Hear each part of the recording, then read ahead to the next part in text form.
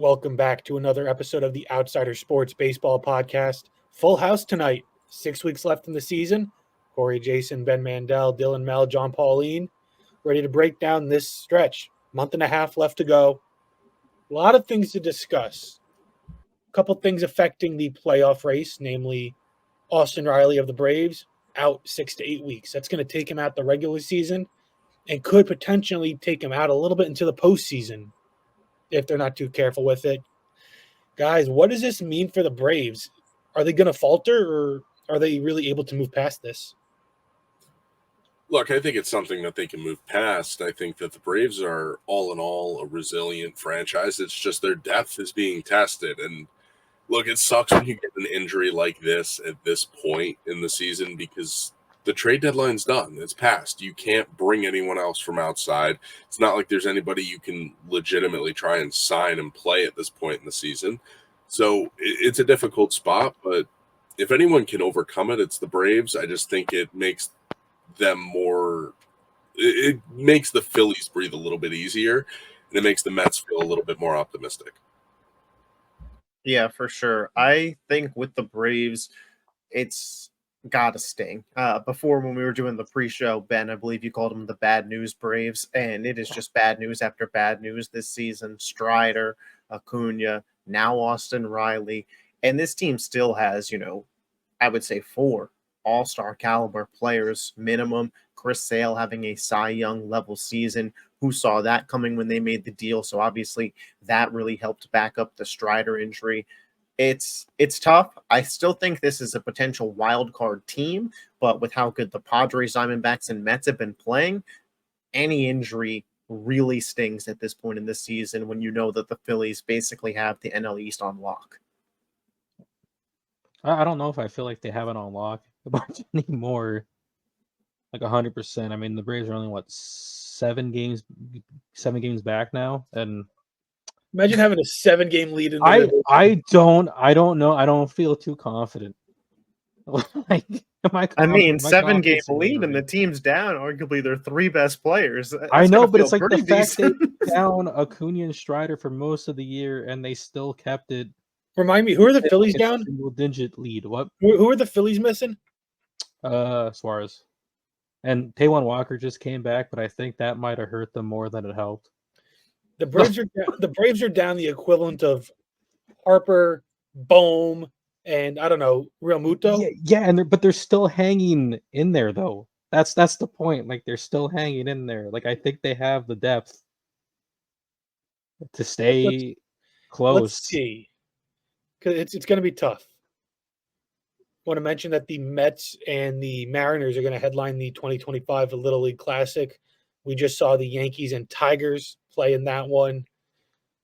I really don't want to talk about how that series went. I was in the middle of a fantasy football draft watching that one, and not good. The real question is, does Grimace throw out the first pitch for the Little League series next year?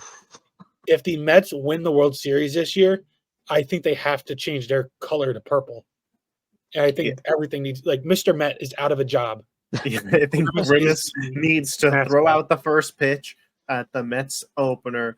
The Mets need to get rid of all food in the stadium aside from McDonald's. It's just all McDonald's. It is now it was just the McMets. That's what they are, the McMets from now on. So another thing we did see last week, though, Judge hit home run 300. Took him a minute, a lot longer than we would have liked. But he's the fastest in 955 games to hit 300 career home runs. He was fastest by about 130 games. That's roughly a season's worth of games between him and second place. So, one, is there anybody active right now that could beat Judge's pace to 300? Do we think somebody like Alonso could pull that off?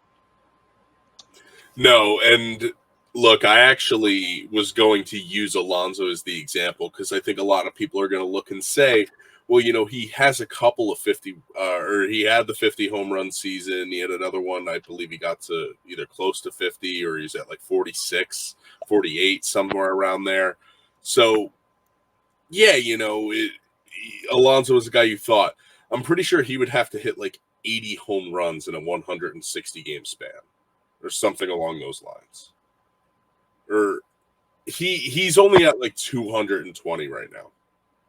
He has a lot of work. He doesn't have enough games to do it. And that puts me in that headspace of there's not really anybody else who can.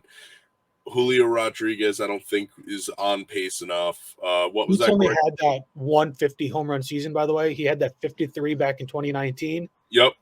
Then he went 37 and 21, 40 and 22, 46 and 23. And he has 27 right now. Yeah, so he'll likely get to 40 again. He's going to be a consistent 40 home run guy.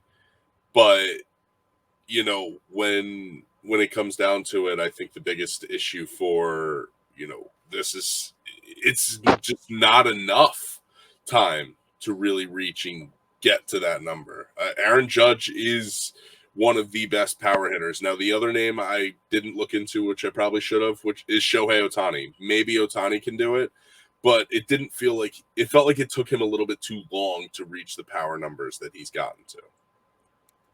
Yeah, I don't know if anybody will, one, as quickly get to the level of bat to ball and consistent power that Judge gives you and then stay at that level for a while. I can't think of anybody in the league right now who's going to break Judge's pace to 300.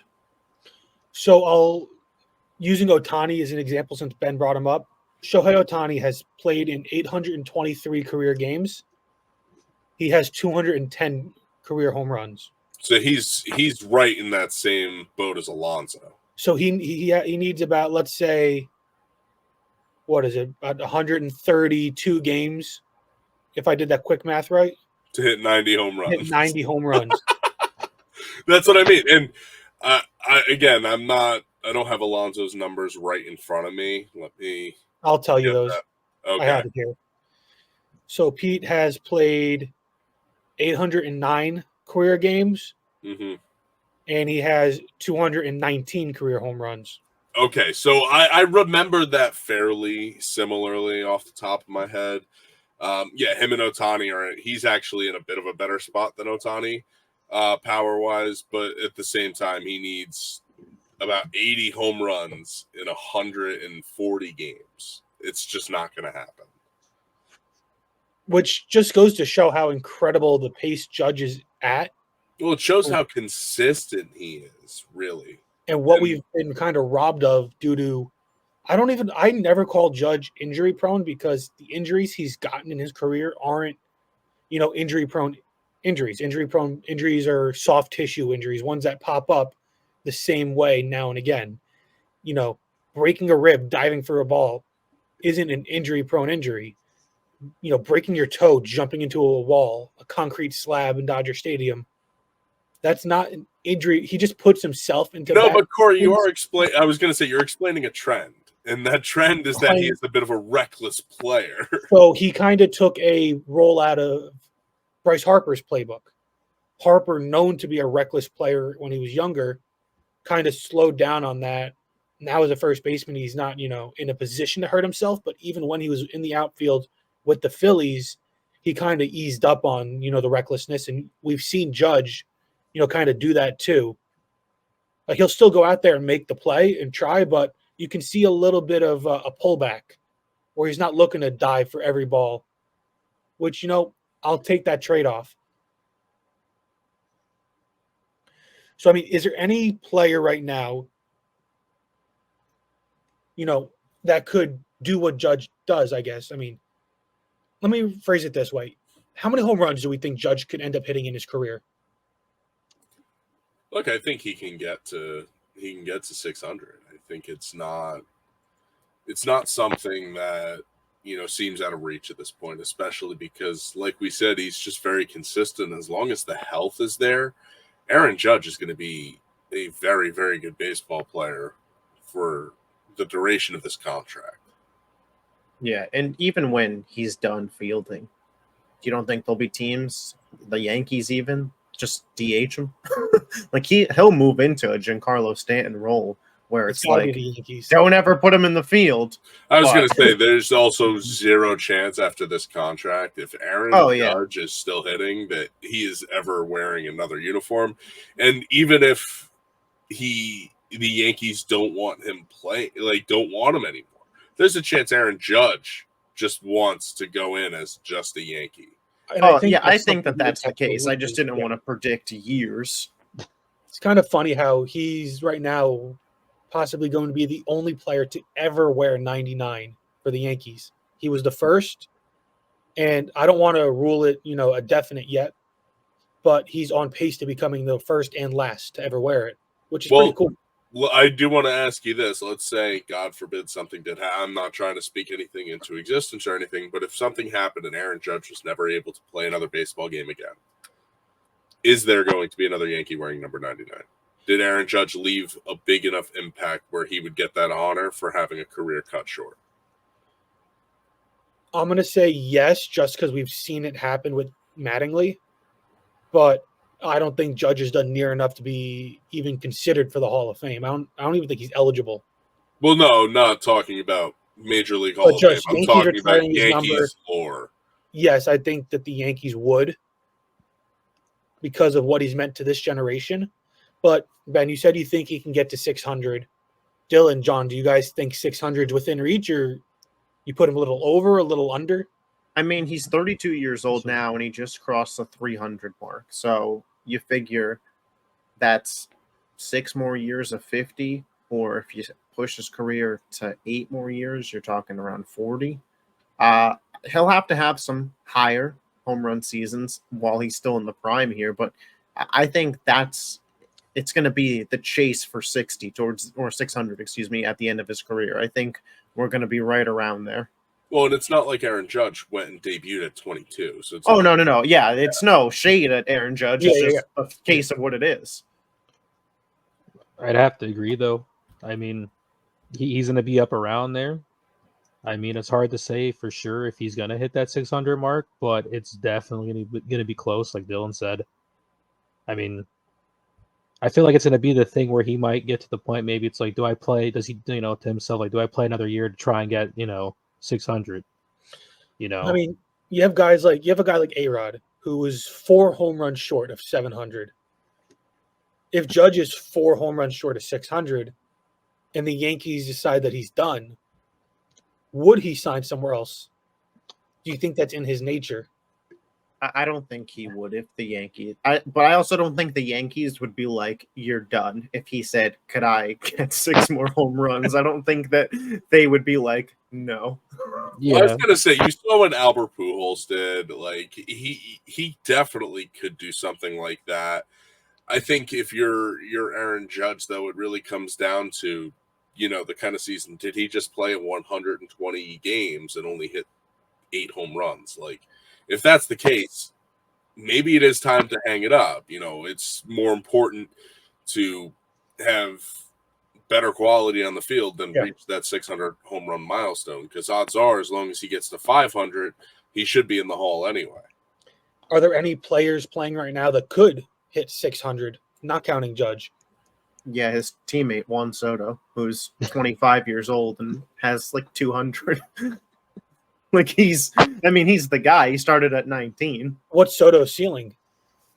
Man. You think in Yankee Stadium for another 15 years? If he stays in Yankee Stadium, I do think over a 10 to 15 year career that could add an additional 50 to 60 homers So we over could be that looking span. at Soto 700.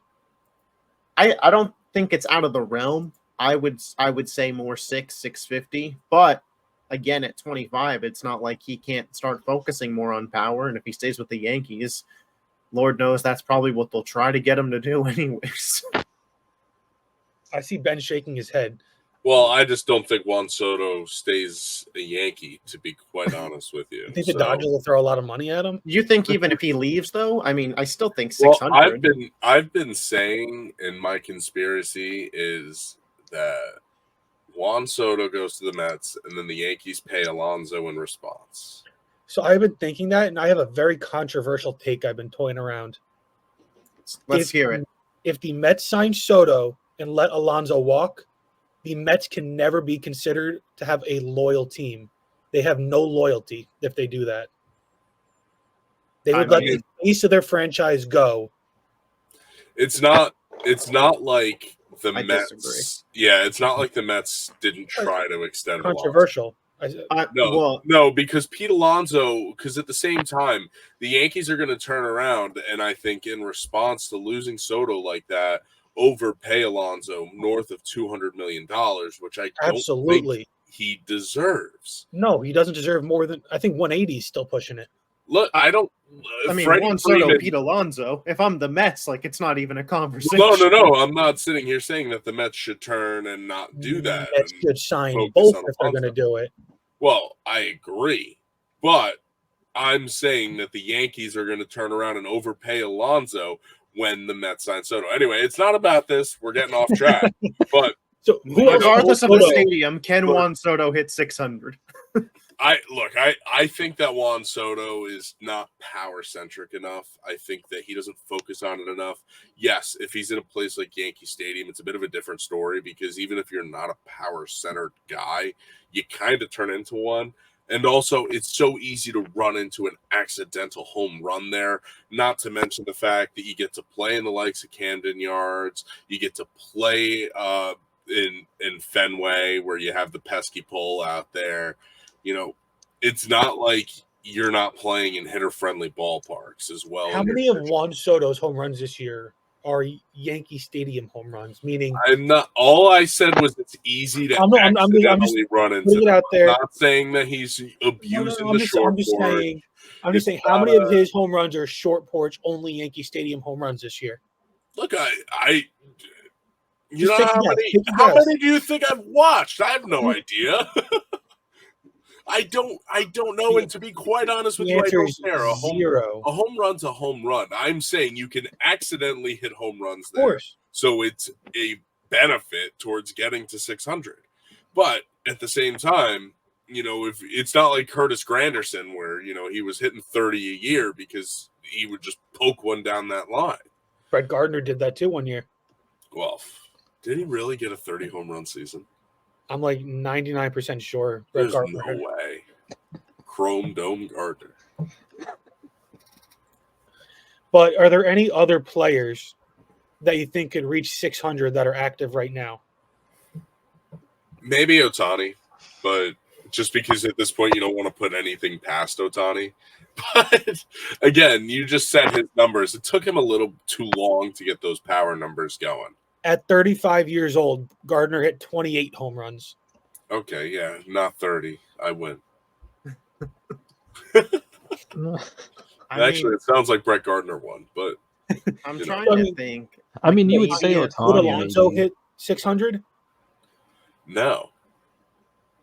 He's had 150 home run season. I don't think, you know, at this point you can really justify him being anything more than 5. You know, he could get to 5, but I don't think you can even really confidently say 500, let alone 6. What about Fernando Tatis Jr. at his age?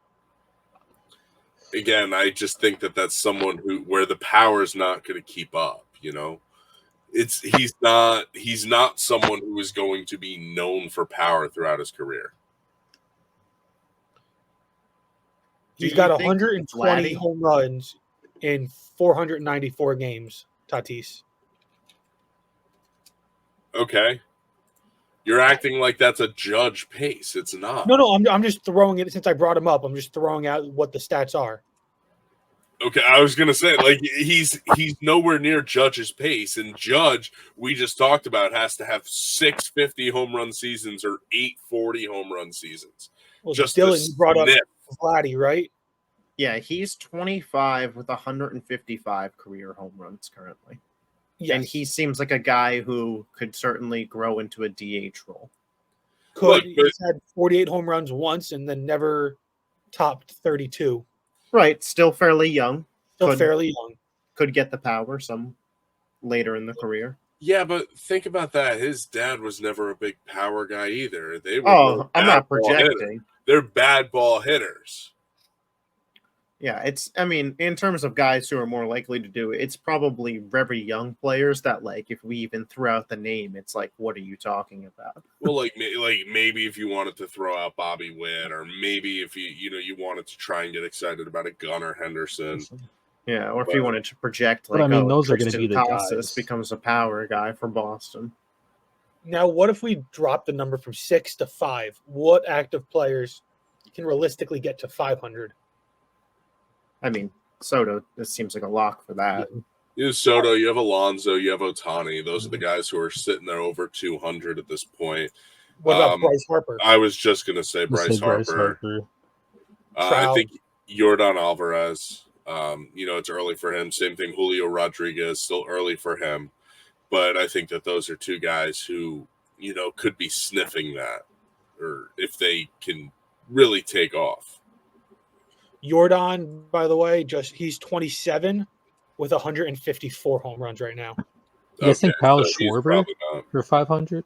What's Kyle Schwarber at? Because he's also Just he's much more down the road than a lot of these guys. Schwarber's 31. He's 31, and he has With 274. 274. Yeah, so he hasn't even gotten to 300 yet. He's more than halfway through his career, and Yeah, but I think he's younger than Harper, is he not? I have a pretty good list of candidates up. We could give a yes or no if you guys want. Let's go for it. Giancarlo Stanton, age 34, home runs 422. Yes. Yeah. Yes. I think we did this last week. Yes. We did. Oh, you guys did the same thing? No, just Giancarlo. Oh, just a similar. Okay. Yeah. Mike Trout, age 32, 378. No. No. Not going to play enough. Paul Goldschmidt, 36, 359. No. Probably not. No. Arenado, 33 with 338. No. No. Freeman, 34 with 338. No. Interesting one here. A guy in quite literally the exact same position in terms of age and home runs as Bryce Harper. Manny Machado, 31 with 332. No. He doesn't have the power that he used to. Plus, right. A lot of his home runs were Camden Yards home runs. You got to remember that. I think Ben is right. Yeah. I mean, Harper, Mookie yes. Betts is 31 with 264. That's probably not happening. No.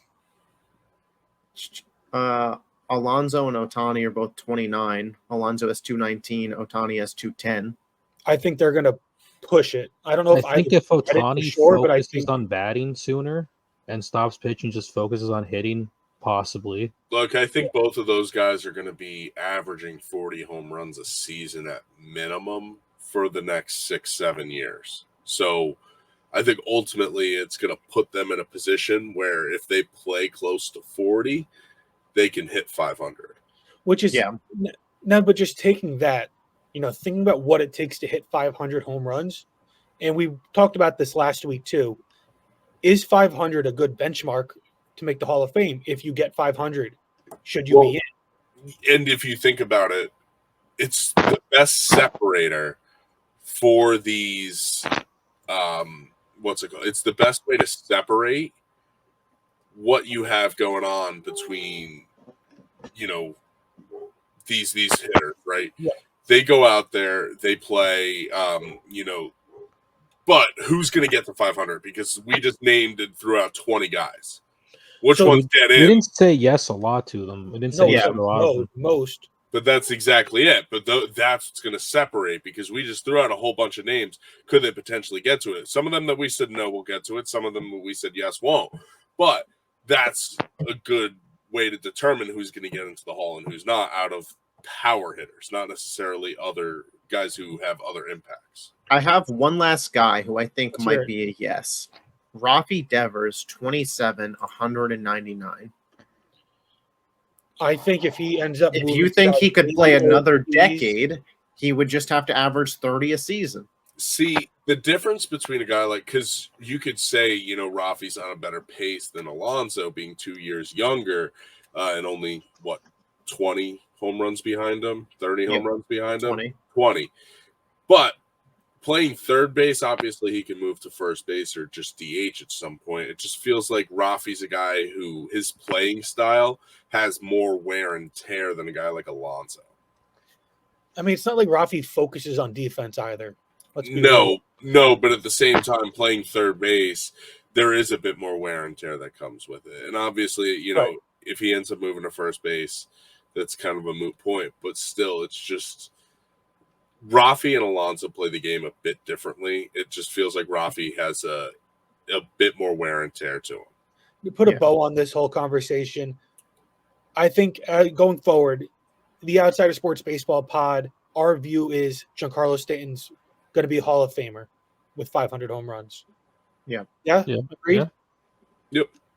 Which is pretty insane to think about. But now another direction I want to take this, less happy than the 600 club.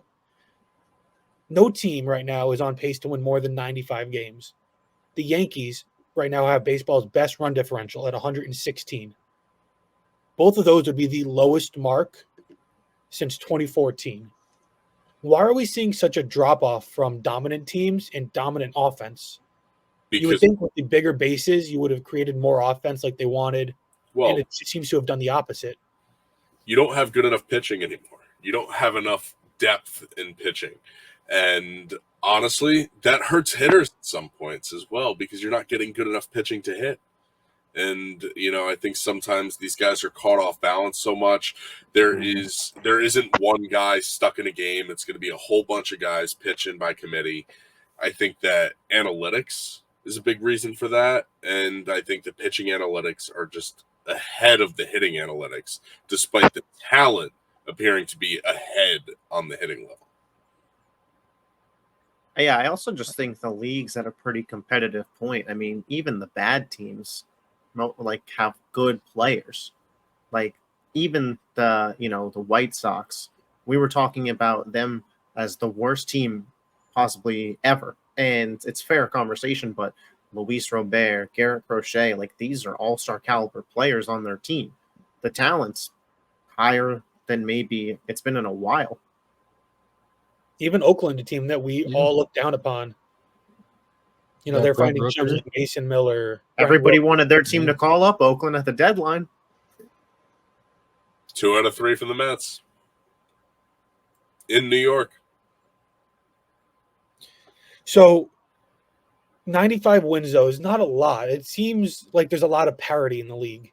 Is this something that, we can see more of going forward? We did have 2 wild card teams reaching the World Series, one win it last year. Is that extra wild card spot that they added, a root cause of this, or is this something that we're always on that trajectory for? I mean, if you think about it, winning 100 games is special.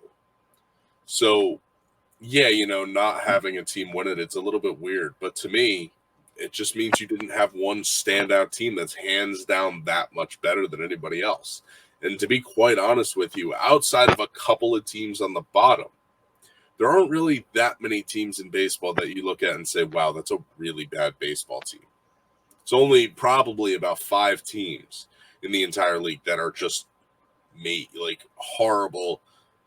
But think about it, those teams are still going to win 50 games. Take it the other way, though. Are there any teams in baseball that you look at and say, wow, that's a really, really great baseball team?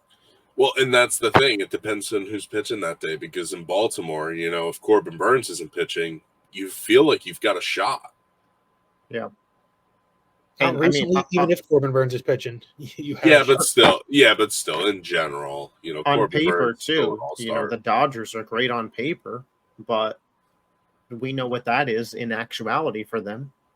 And same goes for the Yankees and the Phillies. Right. I think that it just points to a really good competitive season in a playoffs where I know in baseball this can happen, especially with what we saw last year, but it really does feel like if you're in the dance, you're in the dance. I don't think there'll be a single team in the playoffs this year that you couldn't tell me, hey, they made a run, and I'd be like, no chance. Like last year, I was like, no chance I'd believe the Marlins made a run.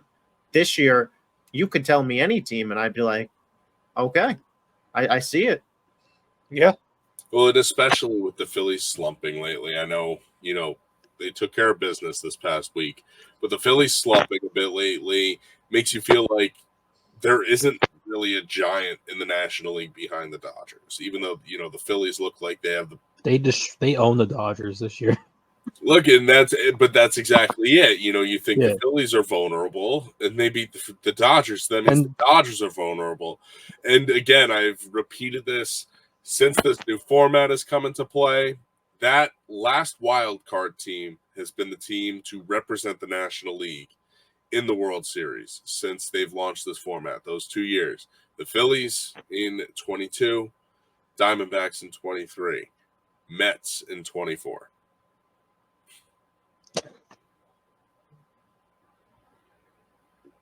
Okay. Subway Series it is, I suppose. The silence That is brings me perfectly to my next point. Francisco Lindor, MVP. Well, I think he should be getting a little bit more attention at this Higher point. F4 for than it. Ohtani. He's been one of the best players in baseball since the calendar turned to June. Since Mendoza moved him into the leadoff hole, he's honestly had a similar effect to what George Springer did for those Astros teams in 2017, 18, 19 when they were going on those cheating runs. Metric cheating, according to Ben? No. But Lindor is having that same kind of impact George Springer's bat had in the lineup, in the Astros lineup. You have that power at the top of the lineup. Lindor is showing incredible power in the leadoff hole. He's getting opportunities. He's getting on base. And to be honest with you, I think it's helped take some pressure off of Brandon Nebo, who, by the way, left the game yesterday with a shoulder injury. I haven't seen the update on him just yet, but, it's helped everybody kind of relax because Lindor is the guy who makes this team go. He's the guy who gets the most criticism, even if the team is doing well. If Lindor is not hitting well, he's the guy who's hearing about it from the media, from everybody. He's so the leader. and at the same time, there hasn't really been anybody in the National League who has stood out that much and stayed healthy the full season that you can really give the award to, because otherwise it's Mookie Betts. But Mookie's missed a good chunk of time. Ohtani, just hitting. Can you really give just a DH the MVP? Lindor really has been the heart and soul of a baseball team, not to mention the fact his defense is the most underrated in the game. Yeah, I don't know if this is going to make people run to their FanDuel accounts, the numbers I'm about to read off, but the AL MVP, Aaron Judge minus 1450, Bobby Witt plus 600, Juan Soto plus 3200, Gunnar Henderson plus 3200.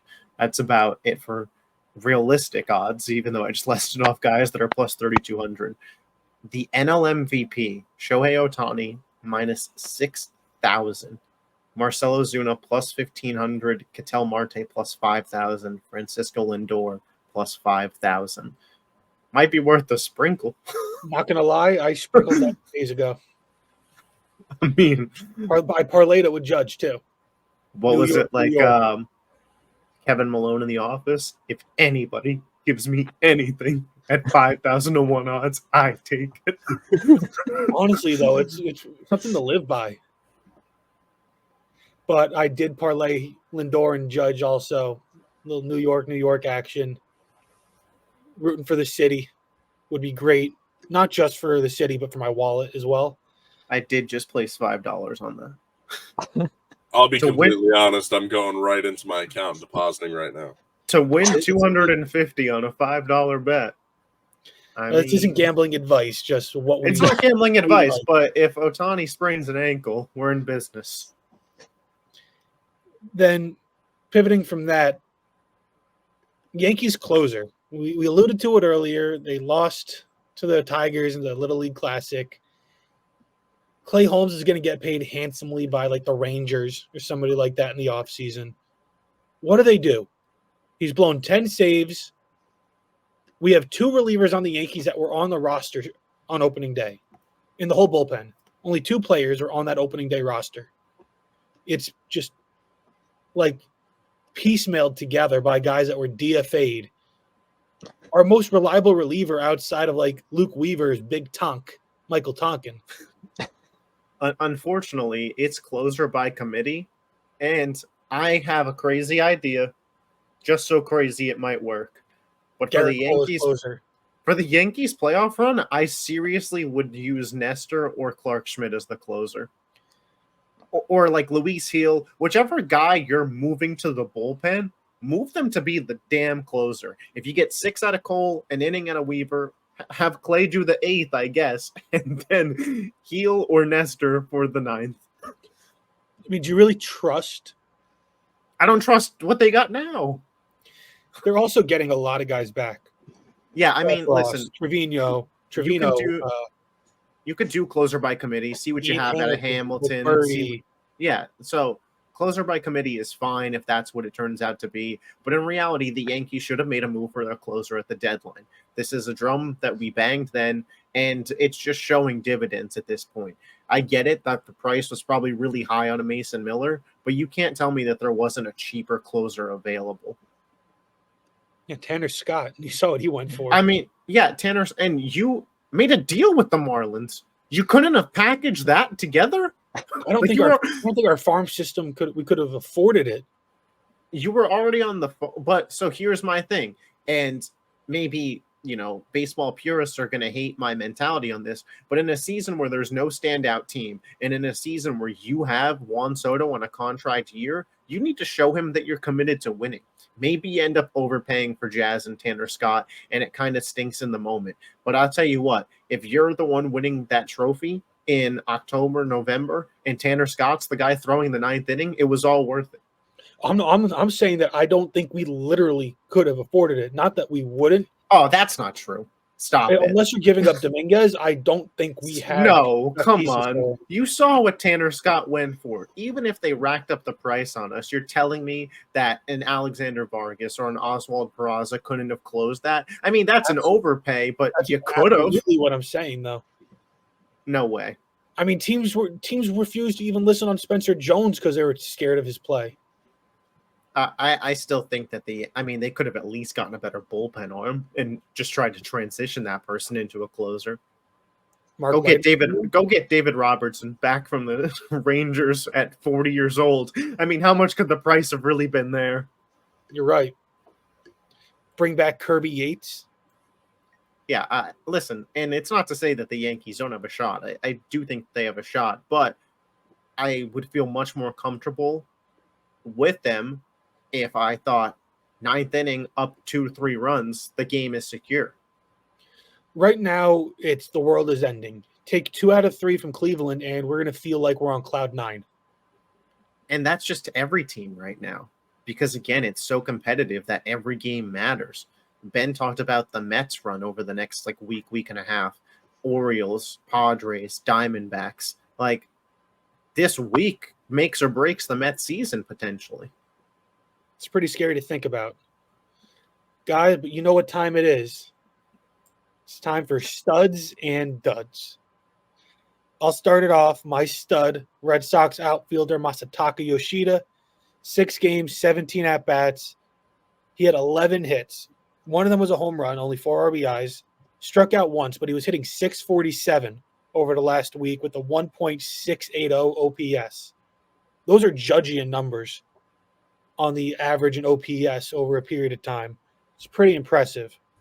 My dud, John's favorite team, the Baltimore Orioles, starting pitcher Corbin Burns. John's been beating the Burns drum for all season long. In his 1 game this week, he's got an 18 ERA. That's 4 innings pitched, 8 earned runs, 10 hits, 2 homers, 3 walks, 1 strikeout, and the opposite team was hitting .455 against Burns. He also has a 5 ERA since All-Star break. Taking himself right out of that Cy Young voting. It's going to be Scooble all day now. Yeah, for me, my stud, I'm going with Bowden Francis, starter for the Blue Jays. Honestly, a strong week. 2 7-inning outings against the Angels and Cubs. Allowed just 1 run over the course of those 2 outings. 15 strikeouts as well. Oh, by the way, 0 walks, 4 hits. Have a week. My dud, it's going to be Oscar Braziban, reliever the Mets picked up from Miami. Just overall, his last 7 games, a 5.63 ERA. 7 games, 8 innings pitched, 5 earned runs, 4 walks. Does have 9 strikeouts, but that's just not good. It feels like every time he comes into the game, Mets are no longer on top. So he's a dud. Yeah, my stud will be who should have been the NL MVP if he could have just stayed healthy, and that's Mookie Betts. Comes back off of injury earlier than any of us expected. We were all talking September when it first happened. He's back in the first week, or I guess maybe the second week technically of August. He's batting .357 in the last week with 2 homers, 4 RBIs. Those numbers aren't amazing, but they'll follow when you're batting .357. In my dud, Cincinnati Reds starting pitcher Nick Lodolo. 1 start this week, but it was dreadful. 2 1/3 innings pitched and 8 earned runs against a Kansas City offense that could be heating up at the right time.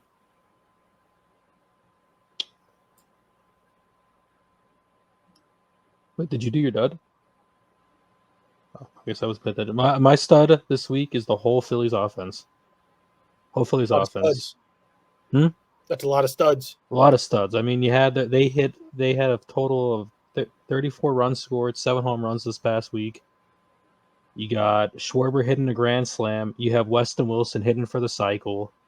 I mean, they split with the Marlins in the 2-game series, and they won 3 out of 4 against the Nationals.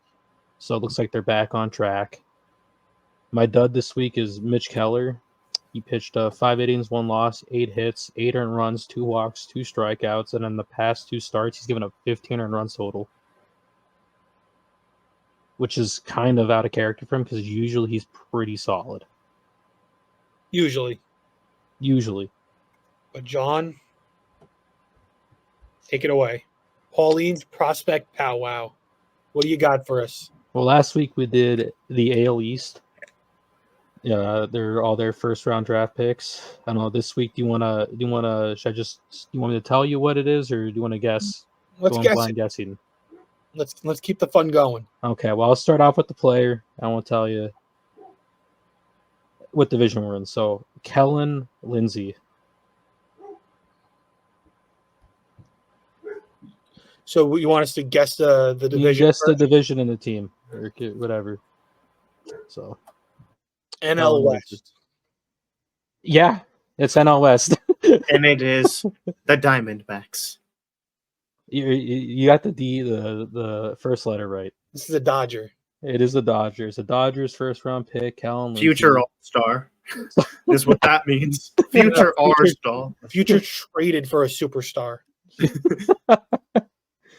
But he was ranked 29th in the draft. He's a shortstop. He's 18, 6'2", bats right. They have his ETA at 2028. He was drafted 23rd in the first round by the Dodgers out of Hardy Senior High School in Florida. He was previously committed to Florida, so for college, so I don't know if he's going to do that or stay. I'm assuming he's going to stay with the Dodgers. So we don't know if he's signed yet. I'm assuming they have the ETA up. So probably there, but he was a quarterback in high school and he can record 80 grade speed. He's taken a big step in like the game since focusing on baseball only and since he like stopped playing football. So he's a good feel for the game.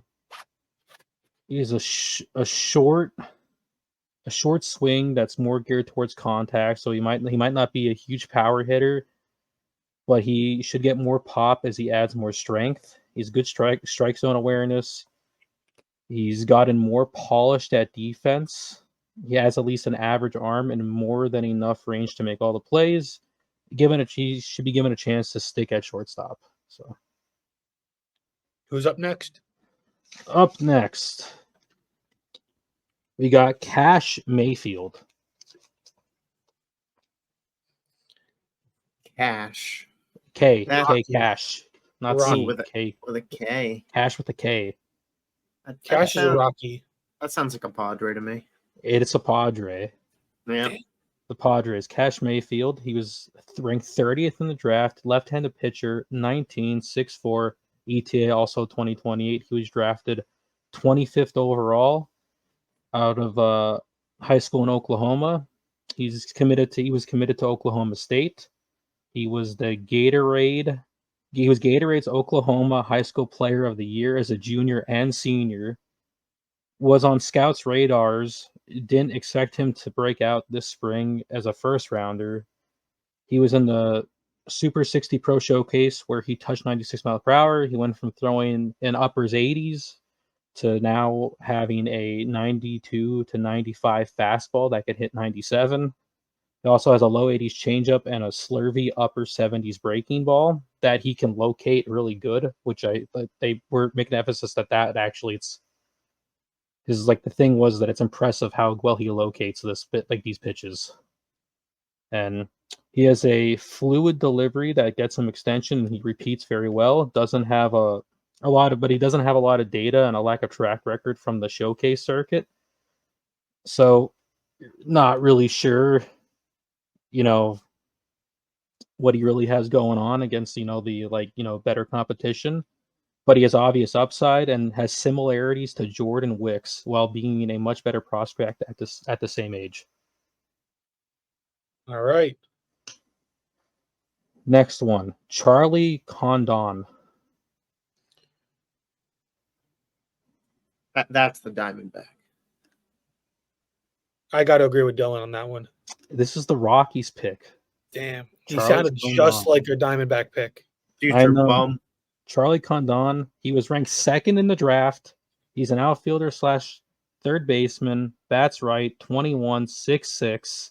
No Chuck Nasty, is he? ETA 2026. He's drafted third overall. So this was the third pick in the draft, and he was drafted out of Georgia. So now I'm gonna read from his actual page here on the thing here, because at least the first part, scouts and college recruiters took little notice of Kono when he was physically underdeveloped at Georgia, like in high school. And he wound up going to Georgia as a walk-on, redshirted in 2022, gained more strength, then earned National Freshman of the Year honors last spring by slashing 386, 484, 800 with a Southeastern Conference freshman record, 25 home runs, won the Golden Spikes Award and SEC Player of the Year accolades while posting even better numbers this spring, leading NCAA Division I in batting, 433, slugging, and 1.009 OPS and 1.565, 37 homers, 58 extra base hits, and a total of 233 bases. So this guy went from like not being on scouts' radars to being a walk-on to seems like being like, one of the best players. Sounds like he's due for a 30 for 30 at some point. It's like crazy. And he was a leading candidate to go first overall going into this, and he has a relatively compact swing for his size. I mean, at 6'6", and he controls the strike zone and makes loud contact. He has below average speed, but is reasonably athletic and covers ground with long strides. He's played first, third, and all the outfield positions. Not quick enough for third or center field, but he's solid to plus arm strength and have average, defense in left or right field. All right. Next, we got James Tibbs III. San Fran. It's the Giants. Dylan's just gonna keep saying. I mean, he's gonna be right the next time, but I'm just gonna say it first then. Yeah, Ben's waiting. But James Tibbs III, he was ranked 12th he was like MLB had him ranked 12th in the draft. He's an outfielder, bats left, 21, 6 foot, ETA 2026. He was drafted 13th overall out of Florida State. Had an all-state career in high school and college, had a combined 1.066 OPS his first 2 seasons, also hitting 17 home runs and slugging 682 his sophomore year. This summer in the Cape Cod League, he slashed 303, 390, 472 with 6 home runs. Smart at the plate and has improved his approach over time at Florida State, cutting his strikeout rate and upping his walk rate, and he's continuing to improve that. Punishes fastballs, but struggled with breaking stuff in the past. He's probably limited to left field, but being a below-average runner might end up at first base, and he might have a lower floor than ceiling. But he has a decent enough bat, probably, that he's gonna get playing time. Now the last one. Anyone could guess on the team first? I have no guess. No guessing. Slade Caldwell. He's a Rocky. It's a Rocky. No, Diamondback. Damn. He was the MLB had him ranked 27th. He's an outfielder, 18, 5'9", bats left, ETA 2028. He was drafted 29th overall out of Valley View High School in Arkansas. He's committed to Mississippi. He was Gatorade's Arkansas High School Player of the Year as a junior in 2023. And later that year in August, he broke his fibula during the USA Baseball 18 Under trials. In 2024, led his high school to a 5A championship and won Gatorade High School Player of the Year for the second time in a row. But he lacks size, but he's a dynamic player, and it says he's an outfield version of the Mets' Jet Williams. So, and he's an advanced hitter with a mature approach at the plate, makes constant line drive contact, smaller strike zone than most prospects because of his size. He's only 5'9". He won't be a slugger, but his impressive bat speed, and he has enough strength to, hit at least 15 home runs per season, well above average speed. Quality defense, covers a lot of ground in center field, and should be able to stay there, and has fringy arm strength, but he's a lot done on the bases. All right. That's it. Now for the weekly series highlight, where we try to figure out which series this week is going to be the best one to key in on. I'm going to start us off. Cleveland at the Yankees, potential playoff matchup. Two teams that are possibly on a collision course. The Yankees won the series earlier in the year. They're a team that's gone back and forth. They've met in the playoffs a few times over the last couple of years. And I'm excited to see how this one goes, because if the Yankees win this series, I'll be feeling really good. But if they lose this series, I'll be pretty devastated and think the Yankees might even miss the playoffs. But that's just how baseball is, the highs and the lows. Yeah, for me, I'm going with the Mets and Padres because this really is a make-or-break stretch for the Mets. 3 at home against Baltimore, currently as it stands up 3-1 on the Orioles. But we'll see how long that lasts. The bullpen is really a problem. But 3 on the road in San Diego this weekend, followed by 3 on the road in Arizona. 2 teams ahead of them in the wild card, along with Atlanta currently. Look, these are games that the Mets have to win. Big series in San Diego. Look out for the crew in orange. The 7 line will be there. Yeah, I'll be taking the Boston Red Sox versus the Houston Astros as my series of the week. 2 of the, perhaps the 2 most hated Yankee rivals from us Yankees fans. But the Astros, of course, turned it around, and they now have pretty solid control of the AL West, but a very good Boston team that they have to face. Boston going to be battling to be in the wild card. You have teams like the Twins, the Mariners, and the Royals all vying for that spot, plus one of the Yankees or the Orioles. So Boston could use the wins as well. My weekly series highlight's going to be Phillies at the Braves. I know you guys are saying the Braves probably aren't going to be much of a problem now because of all the injuries. But, I mean, there's 7 games back in the Phillies, and, I mean, that's quite a bit. But, I mean, they sweep the Phillies here in this series. I mean, they gain a lot of ground here, and the Phillies do not play well on the road. And I'm not quite sure they're out of their slump just yet. So, I mean, this is going to be an important series. All right. Pretty good week of baseball coming up. And again, August is winding down. September is upon us. Races are getting tight. Mets right now at a make or break point, like Ben was saying.